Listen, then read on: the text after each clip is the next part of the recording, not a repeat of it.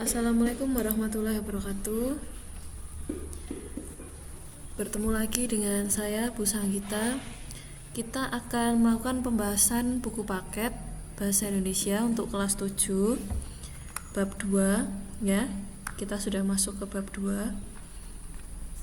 Kalau kemarin teks deskripsi, teks yang menggambarkan suatu objek. Nah, sekarang kita masuk ke teks narasi.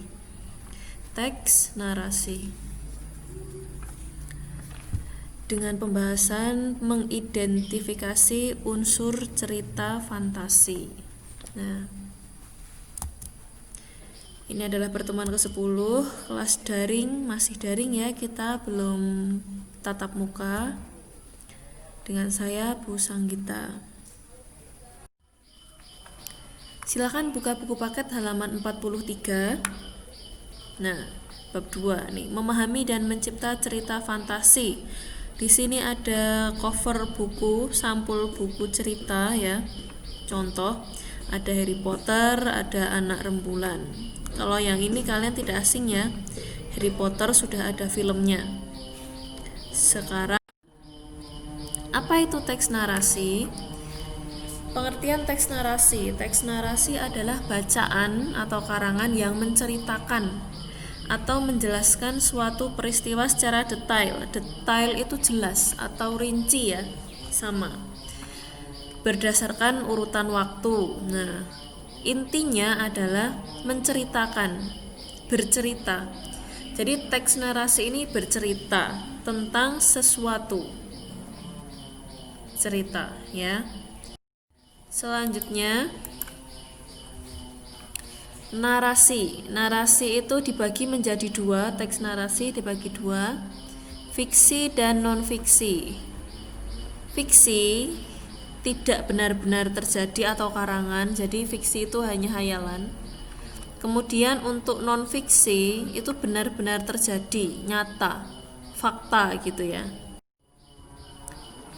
Narasi dapat dijumpai pada karya seperti cerpen, biografi, roman, novel, atau karya tulis yang lain. Kalau cerpen ini masuknya fiksi. Biografi itu isinya tentang seseorang, kehidupan seseorang, itu sangat lengkap ya, tentang biodatanya, tentang kehidupannya. Jadi kalau biografi ini adalah yang non-fiksi, narasi non-fiksi, jadi nyata. Kalau roman, novel itu sama dengan cerpen, yaitu fiksi, hayalan ya. Selanjutnya, cerita fantasi pun juga dibagi jadi dua. Ada fantasi aktif dan fantasi pasif. Kalau fantasi aktif itu fantasi yang dikendalikan oleh pikiran kemauan. Jadi nanti fantasi aktif itu kegiatan tuh menghasilkan. Jadi kita menghayal pun ada hasilnya. Nah, misalnya ini membuat lukisan, tulisan. Nah, kalau fantasi pasif itu hanya ya, ini ya, contohnya melamun. Jadi tidak ada hasilnya, cuma melamun, duduk gitu. Menghayalkan. Nah, kalau aktif itu menghasilkan, kalau pasif itu enggak. Ini silahkan dibaca.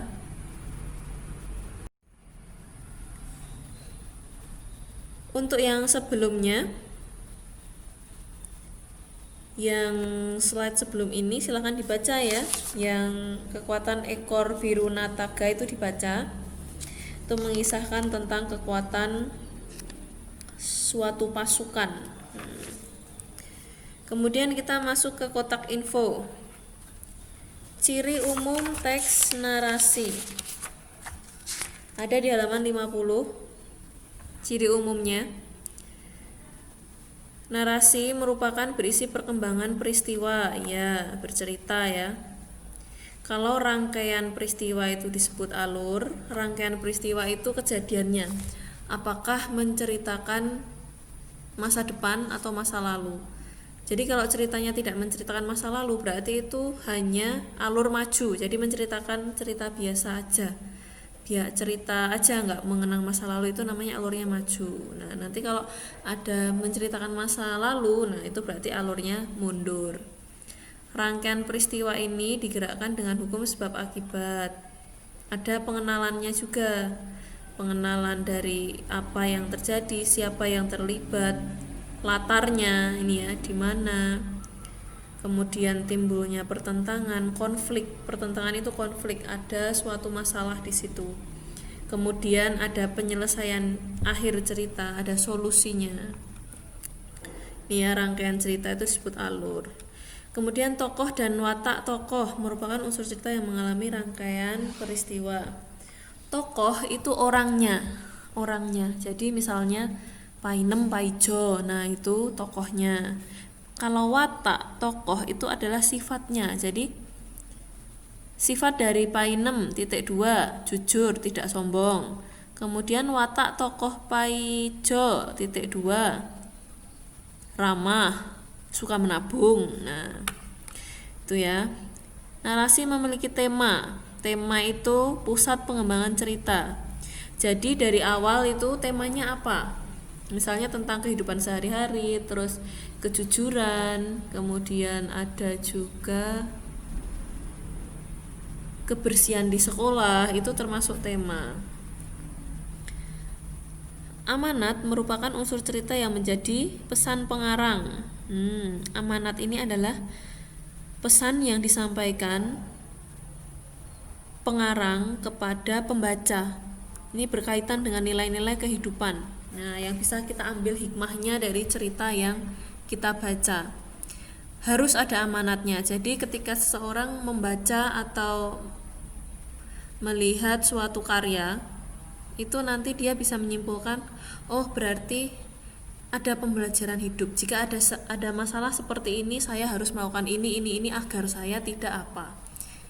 Nah, itu jadi ada amanatnya. Selanjutnya, apa ciri umum cerita fantasi sebagai salah satu jenis teks narasi? Yang pertama adalah ada keajaiban. Kalau fantasi itu pasti ada keajaibannya. Karena fiksi ya, pasti ada keajaiban, aneh, unik, misterius. Cerita hantu atau apa gitu misterius tentang gua yang ada di suatu pulau terpencil, nah misterius gitu. Kemudian ide cerita tidak dibatasi realita karena bersifat hayalan, jadi dia mau bercerita tentang ular terbang, tentang sekolah di negeri awan. Nah, itu ide ceritanya tidak dibatasi dengan kenyataan realita, enggak. Jadi dia bisa terserah dia imajinasinya tuh mau seperti apa. Menggunakan berbagai latar. Nah, lintas ruang dan waktu. Ada ruang-ruang itu maksudnya ada tempat, ada berbagai tempat gitu. Ada misalnya ada di negeri awan, negeri dongeng, di negeri mana ya? Negeri impian atau di mana. Nah, latarnya tuh banyak gitu. Waktu, nah ada masa sekarang, ada masa depan atau futuristik ya, ada tuh futuristik tuh, coba ada futuristik tuh di paket ya, dan ada masa lalu gitu. Nah, tokohnya pun unik, tokohnya memiliki kesaktian, misalnya si Painem mempunyai tongkat ajaib, nah, bisa. Atau seperti Doraemon mempunyai saku ajaib. Ini, dan ini yang penting bersifat fiksi. Fiksi itu hayalan itu tadi ya, tidak nyata. Jadi hayalan, imajinasi gitu. Bahasanya variatif, ekspresif, beragam. Variatif di sini maksudnya macam-macam. Ada berbagai macam bahasa. Gak hanya bahasa Indonesia, ada bahasa Jawa, bahasa Sunda atau apapun. Ekspresif itu artinya mengungkapkan perasaan. Jadi misalnya, aduh, Hah? Oh alah. Nah, itu adalah ekspresif. Selanjutnya beragam itu ya tadi bermacam-macam. Selanjutnya mengidentifikasi jenis cerita fantasi. Buka halaman 53 dan 54 ya. Yang pertama adalah cerita fantasi total dan irisan. Cerita fantasi total itu adalah cerita yang dari awal sampai akhir itu fiksi semua. Jadi semuanya itu hayalan. Kalau total jadi semuanya tuh ceritanya hayalan. Sedangkan kalau irisan itu hanya sebagian. Berarti ada cerita yang nyata, ada yang benar-benar terjadi di dunia nyata, seperti kita sekolah biasa bertemu guru, kemudian kita pembelajaran, bertemu teman, tapi kemudian dia bertemu